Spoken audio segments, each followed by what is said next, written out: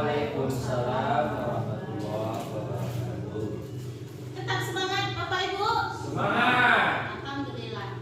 Puji dan syukur marilah kita ucapkan kehadiran Allah Subhanahu wa taala yang telah melimpahkan rahmat dan karunia-Nya kepada kita semua sehingga kita dapat berkumpul di ruangan ini.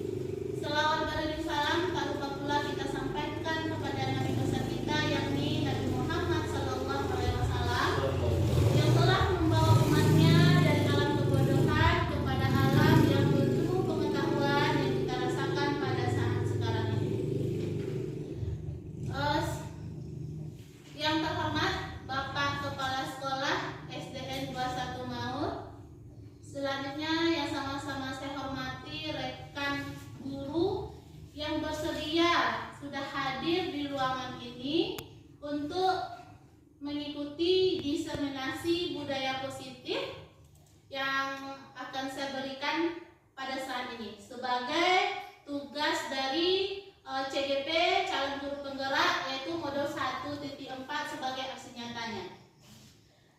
Terima kasih telah mendukung kegiatan CGP, terutama kepada kepala sekolah dan rekan guru lainnya. Di sini di modul 1.4 CGP yaitu membuat aksi nyata tentang diseminasi budaya positif untuk rekan sejawat di sekolah, yang mana saya sebagai CGP angkatan 11 nama Fitria Elvita yang berasal dari SDN 21 Maur Kecamatan Palembayan angkatan 11 Kabupaten Agam. Nah, di sini judulnya adalah menyebarkan pemahaman dan penerapan pengalaman budaya positif. Baik Bapak Ibu, kita lanjut.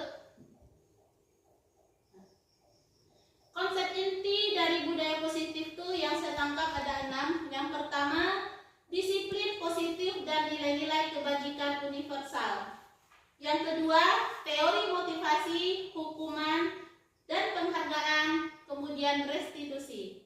Yang ketiga adalah mengenai keyakinan kelas. Yang keempat, kebutuhan dasar manusia. Yang kelima, ada 5 posisi kontrol guru. Yang keenam, segitiga restitusi. Kita lanjut Bapak Ibu.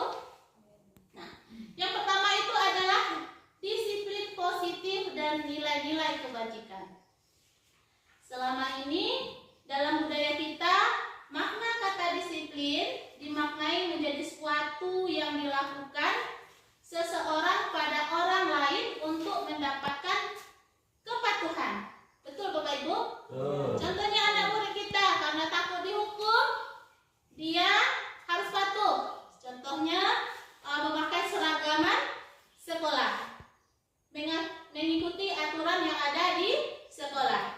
Kemudian kita cenderung menghubungkan kata disiplin dengan ketidaknyamanan. Arti ketidaknyamanan di sini adalah hukuman. Saat ini untuk menciptakan murid yang merdeka, syarat utamanya adalah harus ada disiplin yang kuat. Kemudian yang memiliki motivasi internal. Jadi disiplin yang kita terapkan kepada anak didik kita itu adalah disiplin yang motivasinya internal. Dari internal, maka kita memerlukan pihak lain untuk mendisiplinkan kita, atau motivasi eksternal yang berasal dari luar diri kita. Karena disiplin positif itu ada nilai-nilai kebajikan yang kita harapkan yang muncul dari diri siswa kita, yang muncul dalam internalnya, bukan eksternal dari siswa kita. Kebajikan itu yang harus dicapai oleh murid kita adalah nilai-nilai yang sudah terkandung di dalam profil pelajar Pancasila. Apa nilai-nilainya? Yang pertama, beriman, bertakwa kepada Tuhan Yang Maha Esa, dan berakhlak mulia.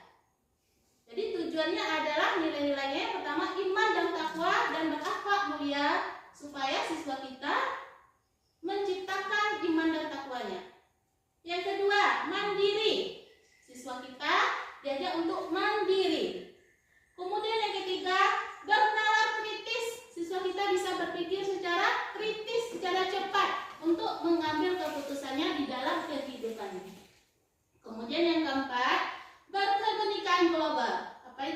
pendidikan global. Kita kedua yaitu tentang teori motivasi, hukuman dan penghargaan. Nah, di sini motivasi. Apa itu motivasi? Motivasi itu adalah suatu keinginan kita. Nah, hukuman. Jadi siswa kita motivasinya misalkan bekerja atau melaksanakan sesuatu, itu motivasinya mungkin takut dengan hukuman.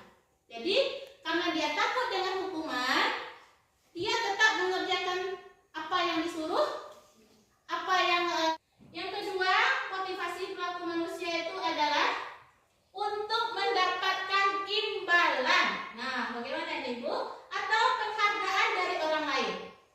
Jadi motivasi yang ada di dalam diri siswa kita ini, dia hanya mengharapkan imbalan, tidak sungguh-sungguh untuk yang dia kerjakan. Kemudian yang ketiga adalah untuk menjadi orang yang mereka inginkan dan menghargai diri sendiri dengan nilai-nilai yang mereka percaya. Nah, ini adalah motivasi yang paling bagus, yang mana melakukannya dengan nilai-nilai yang mereka yakini, bukan untuk mendapatkan imbalan, bukan untuk takut karena hukuman. Nah, ini adalah motivasi yang membuat seseorang memiliki disiplin positif, karena motivasi perilakunya bersifat internal.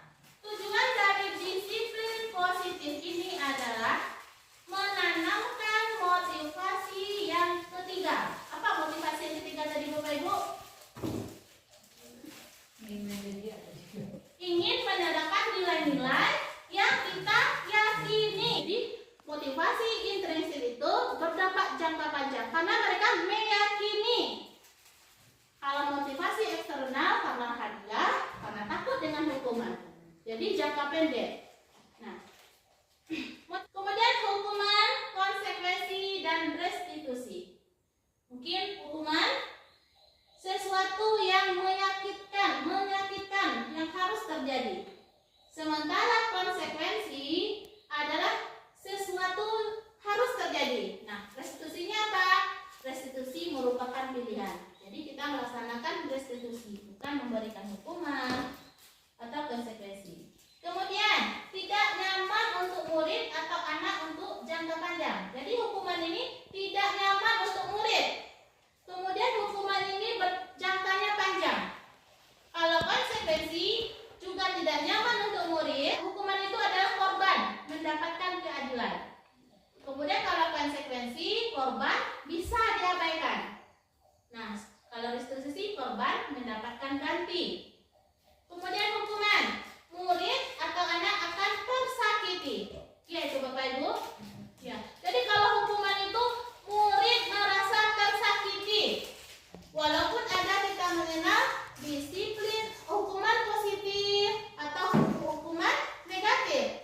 Misalkan kita menggunakan hukuman positif, itu juga membebankan atau menyakitkan kepada siswa.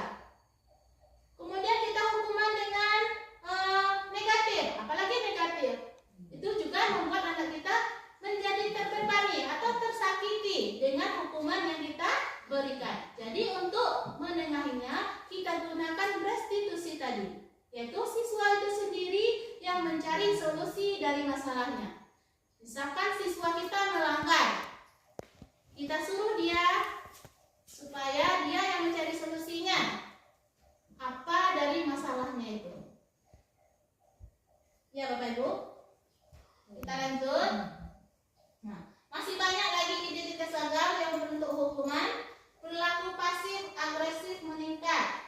Kalau konsekuensi, penguatan hanya bertahan dalam jangka waktu pendek. Kalau restitusi, masalah terpecahkan. Jadi kenapa? Karena siswa tadi lah yang mencari solusinya. Kemudian peraturannya adalah kamu harus, hukuman. Kamu harus melaksanakan tugas ini. Kalau tidak, ibu akan menghukum. Itu adalah hukuman dan konsekuensi.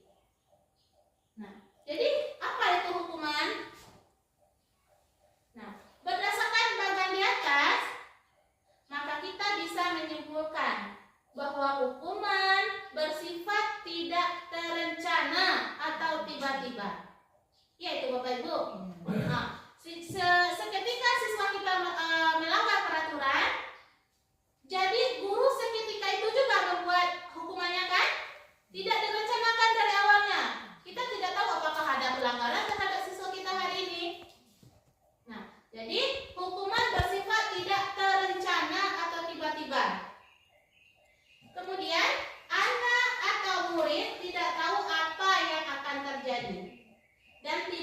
dilibatkan.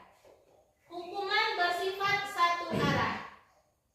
Dari pihak guru yang memberikan dan murid hanya menerima suatu hukuman tanpa melalui suatu kesepakatan atau pengarahan dari pihak guru, baik sebelum atau sesudahnya. Ya itu Ibu? Ya. Karena kita menghukum siswa secara tiba-tiba.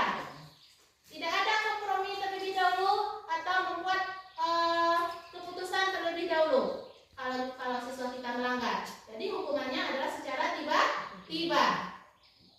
Kemudian hukuman yang diberikan bisa berupa fisik maupun psikis. Murid atau anak disakiti oleh suatu perbuatan atau kata-kata. Jadi kata-kata ini juga bisa membuat hati anak kita, menyakiti hati anak kita. Jadi jalan terbaiknya yaitu restitusi. Nah, itu adalah perbedaan hukuman. Bagaimana dengan konsekuensi?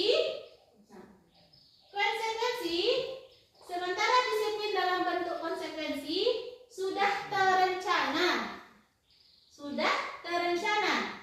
atau sudah disepakati sebelumnya, sudah dibahas dan disetujui oleh murid dan guru. Nah, ini konsekuensi Bapak Ibu. Berbeda dengan hukuman. Sudah disepakati, sudah dibahas dan disetujui oleh murid dan guru. Umumnya bentuk-bentuk konsekuensi dibuat oleh pihak guru atau sekolah. Dan murid sudah mengetahui sebelumnya konsekuensi yang akan diterima bila ada dia melakukan pelanggaran. Nah, pada konsekuensi murid tetap dibuat tidak nyaman untuk jangka waktu pendek. Contoh di kelas, kita sudah membentuk keyakinan ada siswa yang melanggarnya. Mereka sudah tahu sendiri apa konsekuensi kalau dia melanggar itu. Nah, itu beda antara hukuman dan konsekuensi. Nah, hukuman oleh penghargaan. Ternyata Bapak Ibu, dihukum oleh penghargaan itu juga tidak baik. Terkadang maksudnya di sini ada siswa yang juara. Kita memberinya penghargaan. Penghargaan yang kita berikan ke siswa itu membuat dia merasa terhukum. Nah, pengaruh jangka panjang dan pendek. Yang pertama, penghargaan efektif jika kita menginginkan seseorang melakukan sesuatu yang kita inginkan dalam jangka waktu pendek. Itu pengaruhnya Bapak Ibu. Kemudian jika kita menggunakan penghargaan lagi dan lagi, maka orang tersebut akan bergantung pada penghargaan yang kita berikan serta kehilangan motivasi dari dalam. Jadi jika kita memberikan penghargaan terhadap siswa kita, terus memberinya dan mereka tidak tergerak lagi motivasi yang dari dalam. Mereka lebih tergerak motivasi luar karena ini mendapatkan imbalan tadi. Yang ketiga, jika kita mendapatkan penghargaan untuk melakukan sesuatu yang baik, maka selain kita senantiasa berharap mendapatkan penghargaan tersebut lagi, kita pun menjadi tidak menyadari tindakan baik yang kita lakukan. Jadi untuk memberikan motivasi atau melakukan penghargaan yang secara terus-menerus itu juga tidak baik terhadap siswa kita. Kemudian lanjut, penghargaan itu tidak efektif. Kenapa penghargaan tidak efektif? Nah, yang pertama, suatu penghargaan adalah suatu benda atau peristiwa yang diinginkan. Yuk menginginkan suatu penghargaan Bapak Ibu? Iya. Yang dibuat dengan prasyarat, ada syaratnya. Nah, hanya jika Anda melakukan hal ini, maka Anda akan mendapatkan penghargaan yang diinginkan. Jadi wah melakukan kepada peserta didik kita atau ke anak kita. Kalau besok dapat juara, ibu atau mama belikan sepeda. Jadi motivasinya belajar untuk mendapatkan sepeda, bukan dari dalam diri mereka. Motivasi yang berasal dari luar diri mereka. Nah, kemudian jika saya mengharapkan suatu penghargaan dan tidak mendapatkannya, maka saya akan kecewa. Jadi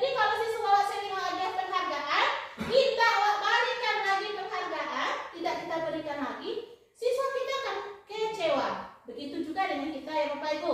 Kalau kepala sekolah sering memberikan penghargaan terhadap kita, suatu saat dia tidak memberikan lagi. Kenapa ya Bapak kepala sekolah tidak memberikan penghargaan lagi terhadap saya? Saya malas sering datang ke tempat-tempat. Atau saya tidak mau lagi datang rajin-rajin ke sekolah karena kepala sekolah tidak memberikan penghargaan lagi terhadap kita. Ya itu Bapak Ibu. Nah, kemudian jika kita memberikan seseorang suatu penghargaan untuk melakukan sesuatu, maka kita harus terus-menerus memberikan penghargaan itu. Jadi setelah dikasih sekali, 2 kali, 3 kali, orang itu akan mengharapkan terus kita memberikan penghargaan terhadap dia, walaupun itu tidak berbentuk uang. Nah, kemudian orang yang berusaha berhenti merokok atau orang yang berusaha diet, menguruskan badan, apabila diberikan penghargaan hampir pasti tidak berhasil. Ya tuh Bapak Ibu. Ya. Kita tanya kepada Bapak perokok. Alhamdulillah di sekolah kita tidak ada yang perokok ya Bapak Ibu ya. Kita lanjut. Kemudian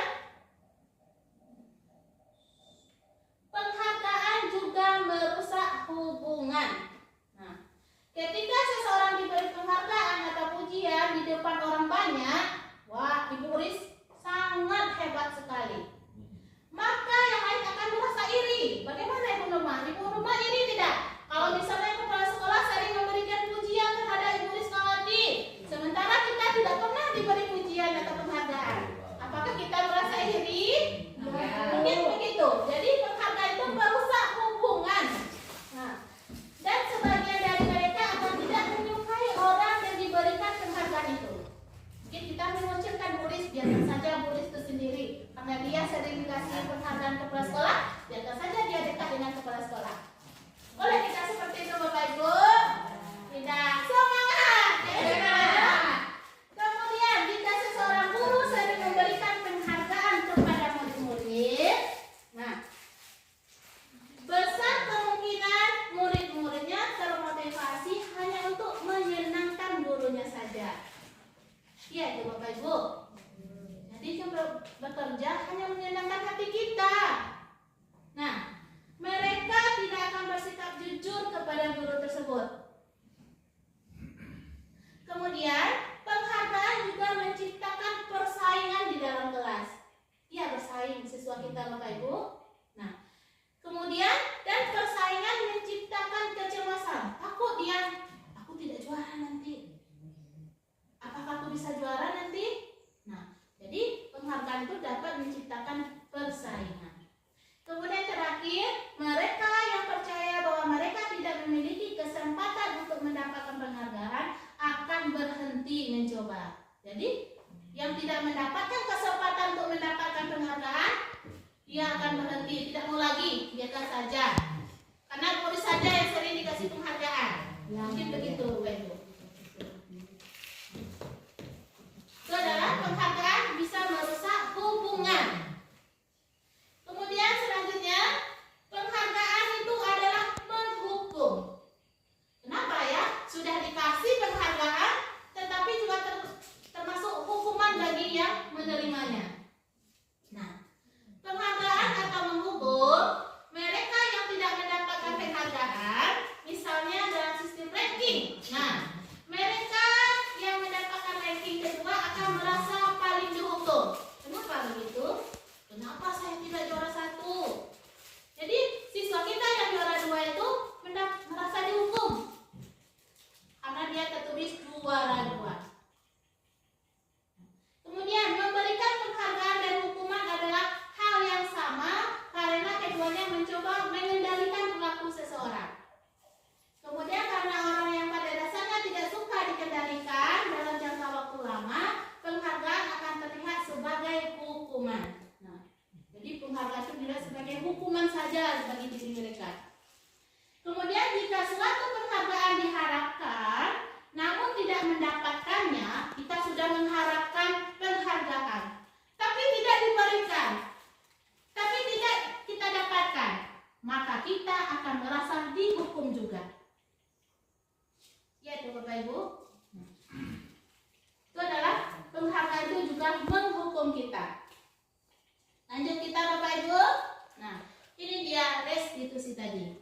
Nah, di mana ciri-ciri restitusi yang membedakannya dengan program disiplin lainnya, yaitu hukuman juga termasuk program disiplin kita, kemudian juga konsekuensi. Apa bedanya? Ini dia. Yang pertama, restitusi bukan untuk menebus kesalahan, namun untuk belajar dari kesalahan. Jadi siswa kita yang melanggar, dia tahu apa solusi atau cara mengatasi masalah mereka tersebut. Kemudian restitusi memperbaiki hubungan. Nah, tadi kalau penghargaan adalah memperburuk hubungan. Kalau restitusi tidak, memperbaiki hubungan. Kemudian restitusi adalah tawaran. Kita tawarkan kepada siswa kita, bukan untuk paksaan. Nah, bukan paksaan. Kalau hukuman tadi paksaan kan Bapak Ibu. Nah, jadi restitusi itu adalah tawaran yang kita berikan kepada siswa, bukan paksaan. Kemudian restitusi menuntun dan untuk melihat ke dalam diri. Nah, pertanyaannya seperti ini. Kamu ingin menjadi orang seperti apa? Kalau kita belum bersalah, kenapa kamu mau membuat seperti ini? Nah, kalau restitusi, kamu ingin menjadi orang seperti apa? Kemudian, kamu akan terlihat, terdengar, dan terasa seperti apa kalau kamu sudah menjadi orang yang seperti itu. Jadi dia bisa pikirkan apa yang dia lakukan itu. Apa solusi yang dia lakukan, solusi dari permasalahan mereka. Kemudian, apa nilai yang diajarkan di keluargamu tentang hal ini? Apakah kamu memegang nilai-nilai itu? Nah, dia disuruh berpikir kembali. Nah, kemudian restitusi diri adalah cara yang paling baik. Jadi kalau ada kita dalam masalah, kita cari sendiri solusi dari permasalahan kita. Kemudian restitusi fokus pada karakter, bukan tindakan. Jadi kita membentuk karakter anak, bukan tindakan. Kemudian restitusi menguatkan. Kemudian restitusi berfokus pada solusi. Nah, restitusi berfokus pada solusi. Terakhir, restitusi mengembalikan murid yang berbuat salah kepada kelompoknya. Jadi siswa kita yang berbuat salah setelah merestitusi, dia akan bisa kembali bergabung dengan kelompok mereka, dengan teman-teman mereka. Nah, itu adalah perbedaan antara hukuman, konsekuensi, dan restitusi, Bapak Ibu. Tetap semangat, Bapak Ibu. Semangat. Lanjut. Nah, di sini lagi adalah tentang keyakinan kelas. Keyakinan kelas. Apa itu keyakinan kelas? Nah, keyakinan kelas adalah seperangkat nilai dan prinsip yang disepakati bersama oleh guru dan siswa untuk memandu perilaku dan interaksi di dalam kelas. Jadi keyakinan kelas ini gunanya untuk menyepakati nilai-nilai atau aturan-aturan yang telah kita sepakati di dalam kelas, baik guru maupun siswa kita. Kemudian jika siswa kita melanggar dengan nilai-nilai yang telah kita tetapkan, mereka sudah tahu sendiri apa solusi atau konsekuensi yang mereka lakukan jika mereka melanggarnya. Kemudian seseorang akan lebih tergerak dan bersemangat untuk menjalankan keyakinannya.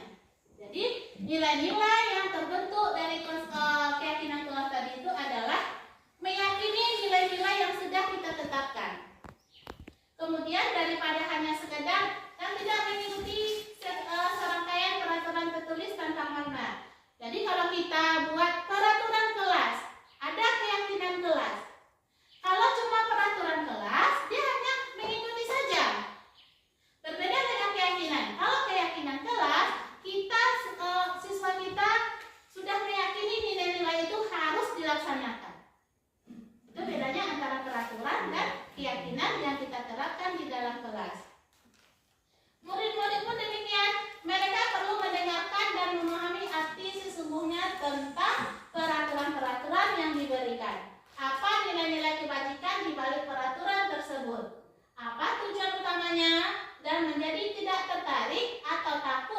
hanya sekedar mengikuti serangkaian peraturan yang mengatur mereka tanpa memahami tujuan mulianya. Jadi itu beda aturan dengan keyakinan tadi. Kalau aturan hanya sebagai melaksanakan saja. Kalau sudah keyakinan, dia sudah kokoh dalam hatinya bahwa keyakinan ini, nilai-nilai kebajikan ini harus dia laksanakan. Ini adalah tahapan menciptakan program kebajikan. Yang pertama kita lihat daftar kebajikan atau nilai-nilai kebajikan yang telah kita susun bersama. Yang kedua kita tentukan nilai-nilai kebajikan yang ingin dijadikan perhatian utama di sekolah kita. Kemudian curah pendapat dalam kelompok. Sempurnakan beberapa daftar nilai-nilai kebajikan yang utama. Bahkan kembali dalam kelompok utama. Kita buat poster atau muat di sosial media keyakinan sekolah atau kelas kita. Ini dia cara-cara pembentukan keyakinan sekolah atau kelas. Keyakinan kelas bersifat lebih abstrak daripada peraturan yang lebih rinci dan konkret. Kemudian keyakinan kelas berupa pertanyaan-pertanyaan universal. Pertanyaan keyakinan kelas senantiasa dibuat dalam bentuk positif. Keyakinan kelas hendaknya tidak terlalu banyak sehingga mudah diingat dan dipahami oleh siswa-siswa kita. Keyakinan kelas sebaiknya sesuatu yang dapat diterapkan di lingkungan tersebut. Kemudian semua warga kelas hendaknya ikut berkontribusi memberikan dalam pembuatan keyakinan kelas lewat kegiatan curah pendapat. Kemudian bersedia meninjau kembali keyakinan kelas dari waktu ke waktu membentuk keyakinan sekolah atau kelas baru. Nah, ini ada video.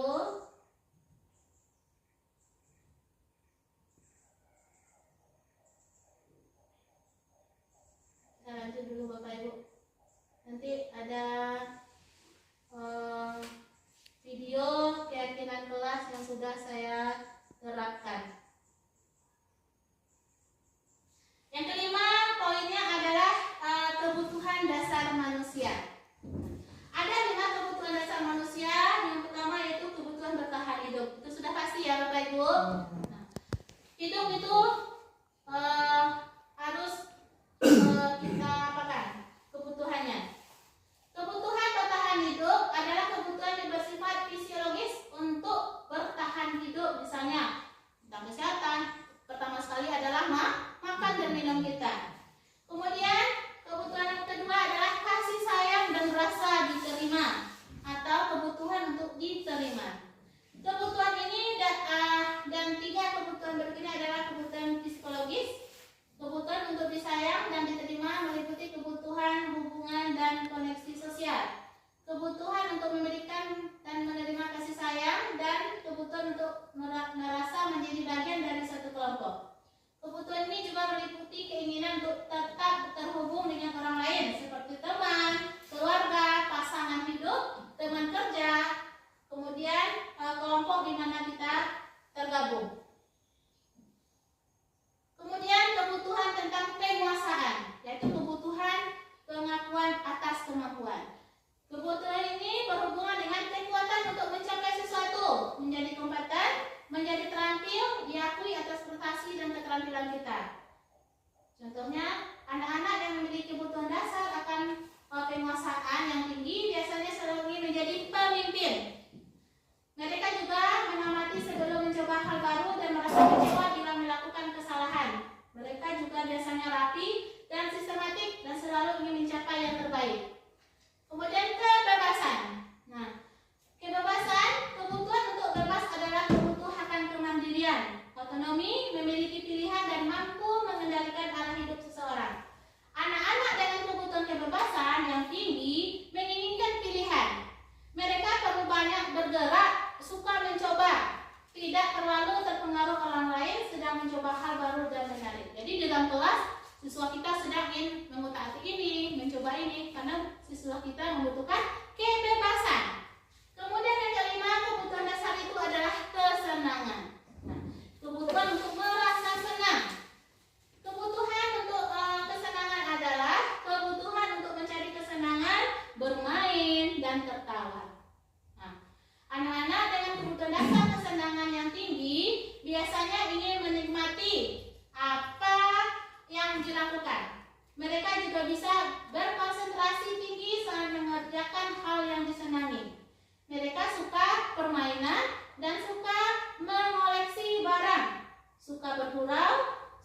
lucu dan juga menggemaskan. Bahkan saat mereka bertingkah laku buruk, mereka masih terlihat lucu. Jadi itu adalah 5 kebutuhan dasar bagi manusia. Nah, kemudian ada 5 posisi kontrol guru. Nah, jadi ada 5 posisi kontrol guru. Ini Gosen dalam bukunya Restitusi pada tahun 1998 mengemukakan bahwa guru perlu meninjau kembali penerapan disiplin di dalam ruang kelas mereka.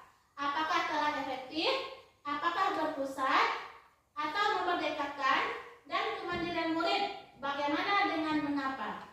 Melalui serangkaian riset berdasarkan pada teknik kontrol oleh William Glaser, ada 5 posisi kontrol guru yang diterapkan seorang guru, orang tua, ataupun atasan dalam melakukan kontrol. Nah, apa itu 5 posisi kontrol itu? Yang pertama adalah sebagai penghukum. Nah, kita sebagai penghukum. Yang kedua, tempat rasa bersalah. Yang ketiga, sebagai teman. Yang keempat, pemantau. Dan yang kelima adalah manajer. Selanjutnya, ini dia. Di posisi kontrol apakah aku? Nah, di sini adalah posisi kontrolnya adalah penghukum. Kita hanya bisa menghukum siswa kita saja. Seorang penghukum bisa menggunakan hukuman fisik dan hukuman verbal. Orang yang menjalankan posisi penghukum senantiasa mengatakan bahwa sekolah memerlukan sistem atau alat yang dapat lebih menekan murid-muridnya. Ini adalah contoh guru yang posisinya sebagai penghukum saja. Setiap anak salah, pokoknya dia sebagai penghukum. Kemudian guru yang menerapkan posisi penghukum akan berkata, apa kata-katanya? Patuhi aturan saya atau awas. Ini adalah guru yang penghukum. Kamu selalu saja salah. Selalu saja salah. Selalu, pasti selalu yang terakhir selesai. Nah, dalam ujian ketukan siswa kita selalu bilang seperti itu kepada siswa kita. Itu adalah kata-kata yang dikeluarkan oleh si penghukum. Nah, lanjut, yang kedua adalah pemuat rasa bersalah. Jadi kalau kau sebagai guru membuat sesuatu rasa bersalah saja. Nah, posisi ini biasanya guru akan bersuara lebih lembut. Nah, pembuat rasa bersalah akan menggunakan keheningan yang membuat orang lain merasa tidak nyaman, bersalah atau rendah diri. Di posisi ini, murid akan memiliki penilaian diri yang buruk terhadap diri mereka. Murid merasa tidak berharga dan telah mengecewakan orang-orang disayanginya. Apa kata-kata yang digunakan oleh si pembuat bersalah ini? Ibu sangat kecewa sekali dengan kamu. Kata-katanya lembut yang digunakan. Berapa kali Bapak harus memberitahu kamu ya terhadap siswanya ini? Bagaimana coba kalau orang tua kamu tahu kamu berbuat begini? Jadi kata-katanya membuat siswa kita ini merasa bersalah. Kemudian yang ketiga, posisi kontrol guru adalah sebagai teman. Guru pada posisi ini tidak akan menyakiti muridnya, namun akan terus memantau murid secara persuasif.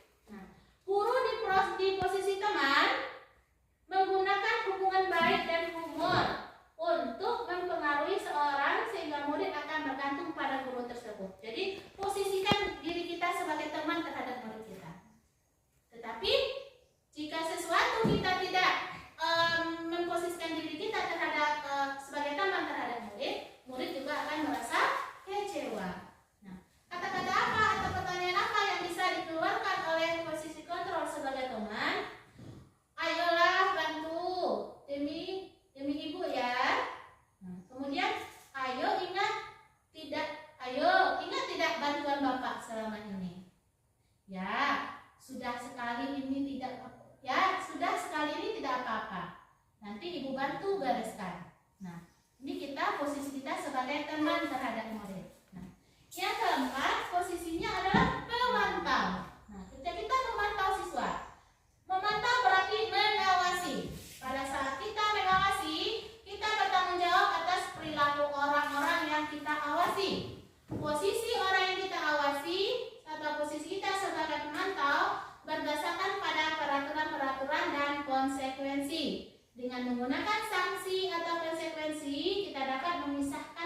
pribadi kita dengan murid. Jadi kita hanya sebagai pemantau.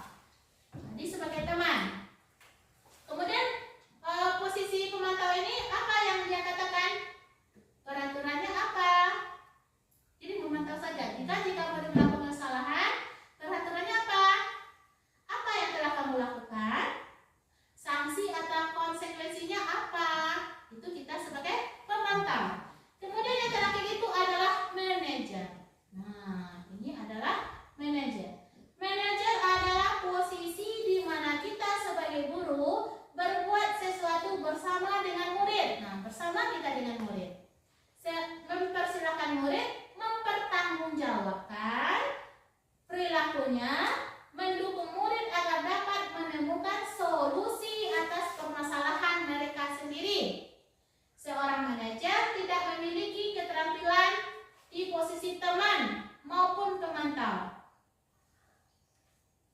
Seorang manajer telah memiliki keterampilan posisi teman maupun pemantau. Jadi kita sebagai manajer itu posisi kontrol sebagai teman dan pemantau sudah ada pada manajer ini. Nah, kemudian murid diajar untuk menganalisis kebutuhan dirinya maupun kebutuhan orang lain.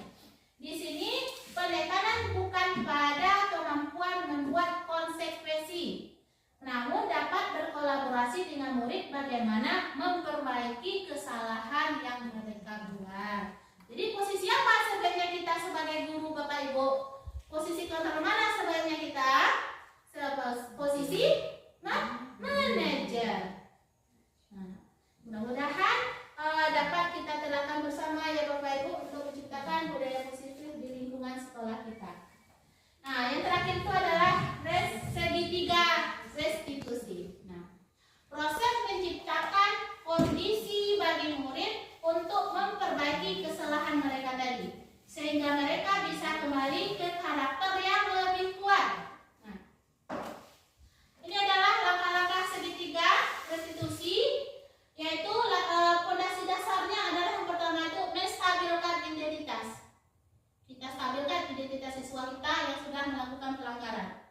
Kemudian baru kita validasi tindakan yang salah mereka.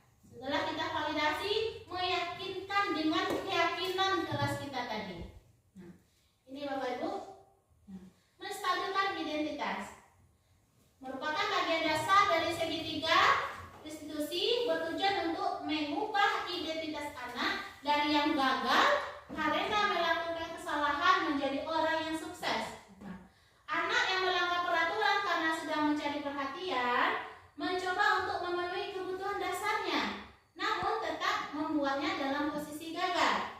Kalau kita ingin ia menjadi reflektif, kemudian maka kita harus meyakini si anak dengan cara mengatakan kalimat-kalimat seperti ini. Jadi untuk menstabilkan identitas, kalimat yang kita utarakan, berbuat salah itu tidak apa-apa. Jadi kita stabilkan identitas anak kita karena yang sudah membuat kesalahan tadi.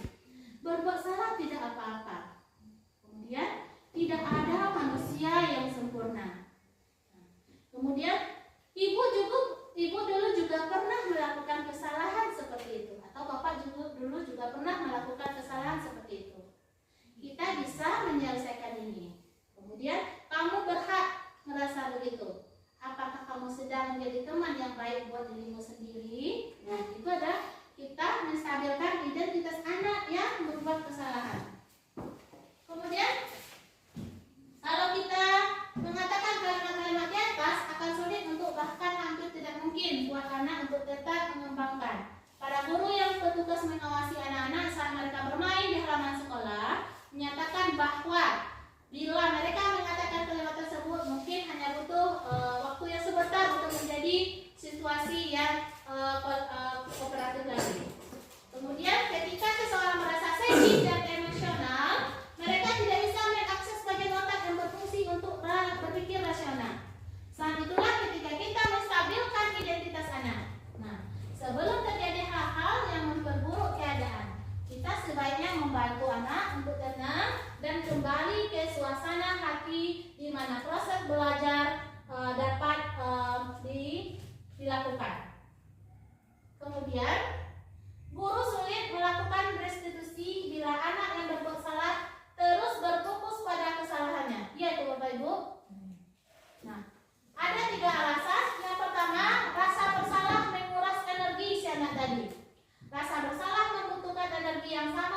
energi yang dibutuhkan untuk mencari penyelesaian masalah. Yang kedua, ketika kita merasa bersalah, kita mengalami identitas yang gagal karena kita merasa sudah melakukan kesalahan. Dalam kondisi ini, orang akan cenderung untuk menyalahkan orang lain atau mempertahankan dirinya daripada mencari solusi. Yang ketiga, perasaan bersalah membuat kita terperangkap pada masa lalu, di mana kita sudah tidak bisa berbuat apa-apa lagi. Kita hanya bisa mengontrol apa yang akan terjadi di masa ini dan di masa akan datang. Yang kedua, langkah segitiga restitusi itu adalah setelah kita menstabilkan identitas anak, kita memvalidasikan tindakan yang salah mereka tadi. Kita validasikan setiap tindakan yang kita lakukan dengan suatu tujuan, yaitu memenuhi kebutuhan dasar anak. Kalau kita memahami kebutuhan dasar, apa yang mendasari sebuah tindakan, yang kita bisa menemukan cara-cara paling efektif untuk memenuhi kebutuhan tersebut. Kemudian, menurut teori kontrol, semua tindakan manusia, baik atau buruk, pasti memiliki maksud dan tujuan tertentu. Jadi anak kita berbuat salah itu ada maksudnya juga, mungkin Bapak Ibu, karena ingin membela dirinya, gitu kan? Kemudian seseorang guru yang memahami teori kontrol pasti akan mengubah pandangannya dari teori stimulus respon ke cara berpikir proaktif yang mengenalikan tujuan dari setiap tindakan. Mungkin tidak suka sikap seorang anak yang terus-menerus merengek, tapi bila sikap itu mendapat perhatian kita, maka kita telah memenuhi kebutuhan anak tersebut. Kalimat-kalimat di bawah ini mungkin dapat kita lakukan untuk memvalidasi kebutuhan mereka yang telah berbuat kesalahan. Nah, apa kalimatnya? Padahal kamu bisa melakukan yang lebih buruk dari ini ya. Kemudian, kamu pasti punya alasan mengapa melakukan hal itu. Kamu patut bangga pada dirimu sendiri karena kamu telah melindungi sesuatu yang penting buatmu. Kamu boleh mempertahankan sikap itu, tapi kamu harus menambahkan sikap yang baru. Itu adalah kata-kata adalah memvalidasi tindakan anak tadi. Biasanya guru menyuruh anak untuk menghentikan sikap yang tidak baik. Tapi teori kontrol mengatakan bahwa resep itu tidak muncul. Mungkin tindakan guru dengan memvalidasi sikap yang tidak baik seperti bertentangan dengan aturan yang ada, namun sebetulnya tujuan untuk menunjukkan bahwa guru memahami alasan balik tindakan murid itu. Kemudian restitusi tidak menyarankan guru bicara kepada murid bahwa melanggar adalah sikap yang baik. Tapi dalam restitusi, guru harus memahami alasannya dan paham bahwa setiap orang pasti akan melakukan yang terbaik di waktu tertentu. Kemudian sebuah pelanggaran atau aturan seringkali memenuhi kebutuhan anak akan penguasaan, walaupun seringkali bertabrakan dengan kebutuhan yang lain, yaitu kebutuhan kasih sayang dan rasa diterima. Dan terakhir, kalau kita tolak anak yang sedang berbuat salah, kita menolak anak yang berbuat salah, dia akan tetap menjadi bagian dari masalah. Namun bila kita memahami alasan mereka melakukan sesuatu, maka dia akan merasa dipahami. Jadi kita harus memahami siswa kita. Nah, para guru yang telah menerapkan strategi ini mengatakan bahwa anak-anak yang tadinya tidak terjangkau menjadi lebih terbuka pada guru. Strategi ini menguntungkan bagi murid dan guru, karena guru akan berada dalam posisi siswa, karena itu akan memiliki perspektif yang berbeda. Yang ketiga, proses segitiga restitusi itu adalah menanyakan keyakinan. Setelah kita stabilkan identitas, kemudian memvalidasi tindakan yang salah, kita yakinkan dengan keyakinan kelas mereka. Nah, teori kontrol menyatakan bahwa kita pada dasarnya termotivasi secara internal. Ketika identitas sukses telah tercapai, yaitu yang pertama langkah awal menstabilkan identitas, yang kedua yaitu memvalidasi. Nah, maka anak yang siap untuk dihubungkan dengan nilai-nilai yang dipercaya dan berpindah menjadi orang yang dia inginkan. Pertanyaan-pertanyaan ini dapat kita yakini untuk di dalam kelas. Nah, apa pertanyaan untuk menanyakan keyakinan kelas dengan peraturan yang sudah dia langgar? Apa yang kita percaya sebagai kelas atau keluarga? Apa nilai-nilai umum yang kita telah sepakati?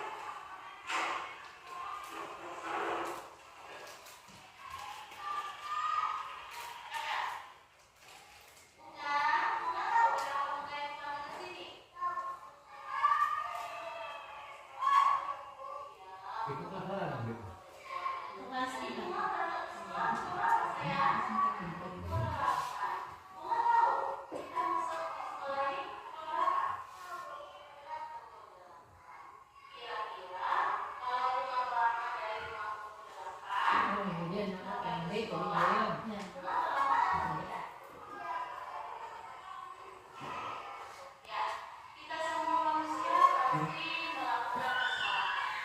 Kemudian guru itu bisa belajar untuk berbagi kesalahan yang kita lakukan. Guru itu juga pernah datang terlambat ke sekolah, juga pernah datang terlambat untuk masuk ke sekolah. Nah, kemudian di sini kita mencari semua yang salah.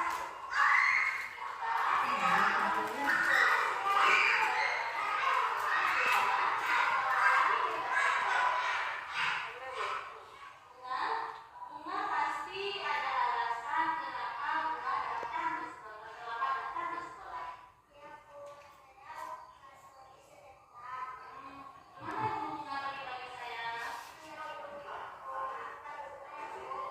Oh ya, keluarga Bunga sudah dimaafkan. Nah, namun apakah Bunga nyaman kalau Bunga sering terlambat datang ke sekolah? Ya.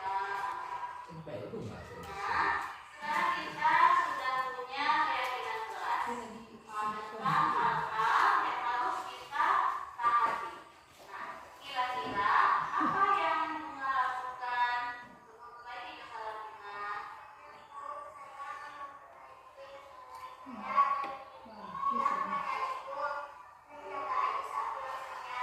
Bagus.